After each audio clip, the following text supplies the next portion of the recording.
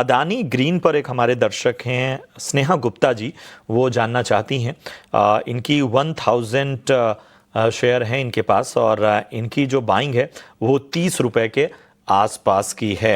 Adani green ज़रा लेकर आइए। अडानी ग्रीन 1000 शेयर है और इनकी 30 रुपए नहीं लगता है कि कुछ, हाँ 1000 की बाइंग, माफ़ कीजिएगा, और 30 शेयर इनके पास हैं। क्या करना चाहिए राजेश, 1000 की बाइंग इनकी अडानी ग्रीन में?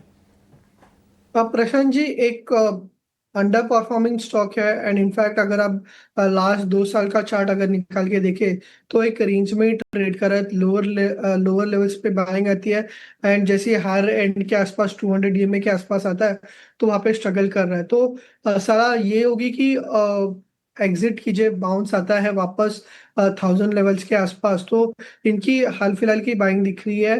कोई मेजर डिप देखने को नहीं मिला है। तो सलाह ये होगी कि बाउंस आता है 1000 के आसपास तो वहाँ पे एक बार एग्जिट कीजिए, क्योंकि कोई मेजर जो स्ट्रेंथ है इस स्टॉक में नहीं दिखाई दे रहे हैं।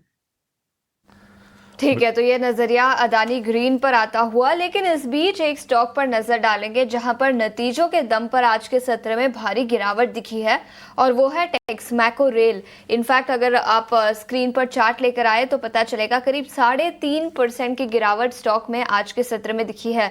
नतीजे काफी कमजोर रहे हैं। आय करीब 16% गिरती हुई नजर आई। मार्जिन 8% पर आए हैं वर्सेस 10% के मार्जिन जो कंपनी ने same time last year report किए थे।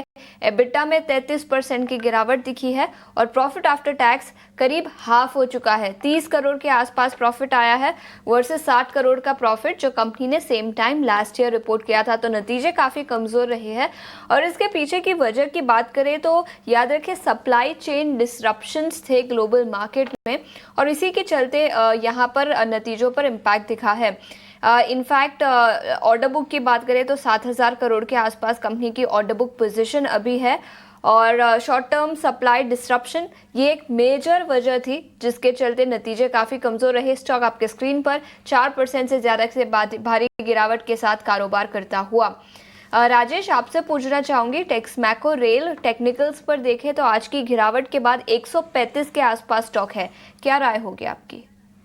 जी देखिए, जून से स्टॉक जो है स्ट्रगल कर रहा है। 185 के आसपास था एंड ग्रेजुअली एक डिप देखने को मिला है। आज भी गैप डाउन हुआ है एंड एक्सपेक्टेशन है कि फर्दर वीकनेस देखने को मिल सकता है। तो इसका जो नेक्स्ट सपोर्ट है अराउंड 118 के आसपास है, जो इसका प्रीवियस स्विंग लो है अराउंड मार्च मंथ का एंड 200 वीकली मूविंग एवरेज है। तो फिलहाल वीकनेस है, यहाँ पे एग्जिट करने की सलाह होगी अगर किसी का लॉन्ग्स होगा तो। एंड अगर 118 120 के रेंज में आता है तो वापस वहाँ पे री एंटर कर सकते हैं, बट फिलहाल शॉर्ट टर्म के नजरिए से एक बार एग्जिट करना बेटर रहेगा। टर्म के नजरिए से फिलहाल एग्जिट करने की सलाह आपको टेक्समैको रेल पर मिलती हुई। चलिए इन सबके बीच में एक और सवाल ले लेते हैं, समय बचा हुआ है। एनएफएल जरा लेकर आइए, नेशनल फर्टिलाइजर, और 2100 शेयर हैं। हमारे एक दर्शक हैं रमेश चंद्र गरकोटी साहब, यूट्यूब पर सवाल इन्होंने पूछा है। 104 रुपए इनकी बाइंग प्राइस है नेशनल फर्टिलाइजर पे, ऊपरी स्तरों की खरीदारी है और इन्होंने लोहा घाट उत्तराखंड से ये सवाल पूछा है। पूछ रहे हैं कि कब तक रुकना चाहिए ताकि मुनाफा हो। एनएफएल 100 रुपए के ऊपर की बाइंग है, राजेश जी क्या करना चाहिए? जी प्रशांत जी, अप्रैल में एक स्ट्रॉन्ग रैली आई थी जब 70 से स्टॉक जो है 120 112 तक गया था एंड उसके बाद हम देख सकते हैं कि वॉल्यूम जो है ड्राई डाउन हुए हैं एंड ग्रेजुअली स्टॉक जो है स्लिप कर रहा है विथ लो वॉल्यूम्स।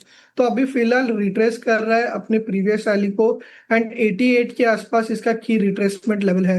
तो 88 के स्टॉप लॉस से अभी फिलहाल के लिए होल्ड रखना चाहिए। बाउंस बैक में वापस 103 104 इसका प्रीवियस स्विंग हाई है, अलॉन्ग विद दैट 200 डीएमए है। तो फिलहाल के लिए 88 के स्टॉप लॉस से होल्ड रखिए। बाउंस में 103 104 के पास एग्जिट कीजिए। ठीक है, तो ये है रणनीति आपको नेशनल फर्टिलाइजर पे मिलती हुई। इतने ही सवालों को हम शामिल करवाएंगे, लेकिन आप अपने सवाल हमें भेजते रहिए। तमाम तौर तरीके लगातार आपको पता ही हैं, उन पे अपने सवाल भेजिए। और राजेश जी, जाने से पहले औपचारिकता है तो अपना डिस्क्लेमर जरा देते जाएं। जी प्रशांत जी, जो स्टॉक्स हमने डिस्कस किए मेरी तो कोई निजी निवेश नहीं है इनमें, बट मे बी हमने हमारे क्लाइंट्स को रेकमेंड किया हो सकता है।